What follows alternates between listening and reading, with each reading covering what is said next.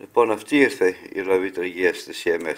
Για να το βγάλω αυτό, λόγω ότι ήταν πολύ σφινωμένο, έκανα 2 τρυπούλες από εδώ. Δεν υπάρχει πρόβλημα ως προς τη λειτουργία της. Λοιπόν, βγήκε αυτό. Τώρα πρέπει να βγάλουμε το εσωτερικό να δούμε τι έχει. Αλλά πριν, αν δώσουμε αέρα από εδώ, θα δούμε τι έχει μέσα. Και κλείνουμε το έξω. Βγαίνουν νερά. Κοιτάξτε πόσα νερά βγαίνουν. Άρα έχει τρυπήσει το σωληνάκι μέσα. Λοιπόν, πώς θα το βγάλουμε τώρα. Το βάλουμε εδώ και το χτυπήσουμε από το επάνω μέρος για να βγει. Βγήκε. Λοιπόν, είναι γεμάτο νερά μέσα.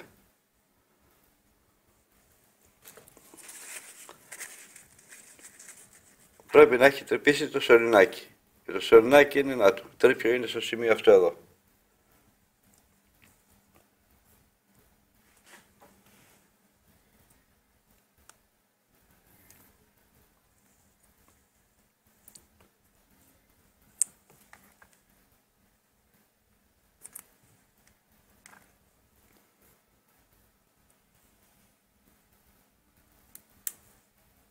Πήγε και το σωληνάκι.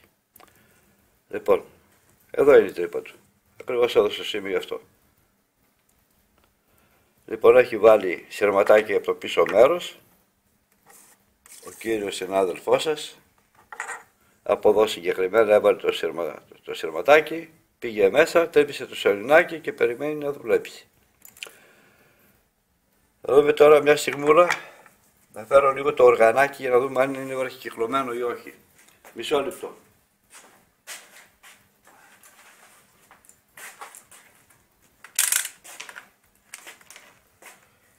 Εδώ τώρα θα μας δείξει αν είναι καλό ή όχι μέσα, εσωτερικά. Γιατί εδώ μέσα είναι οι φερίτες που παίρνουν ρεύμα και κάνουν τις δονήσεις. Λοιπόν, το ένα το καλώδιο πρέπει να κλείνει κύκλωμα με το συγκεκριμένο εδώ, όταν το κάνω σασί. Αυτό είναι το πλήν. Το άλλο, το κόκκινο, δεν πρέπει να μας κλείνει κύκλωμα. Άρα είναι εντάξει, δεν έχει πάρει μέσα νερά ακόμα. Λοιπόν, είναι εντάξει, δεν έχει πρόβλημα. Θα αλλάξουμε το σωληνάκι και θα το βάλουμε πάλι στη θέση του. Αυτό είναι λοιπόν, μην βάζετε σειρματάκια. Εδώ θέλει να κολλήσουμε και το καλωδιάκι που μας κόπηκε.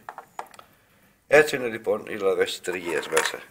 Τρυπάνε τα σωληνάκια, γεμίζουν νερό, βραχικυκλώνουν το κομμάτι εδώ πέρα που είναι οι φερίτες. Οπότε καίγεται αυτό, καίγεται και το ηλεκτρονικό ταυτόχρονα. Λοιπόν, αυτό ήταν για το τριγείας.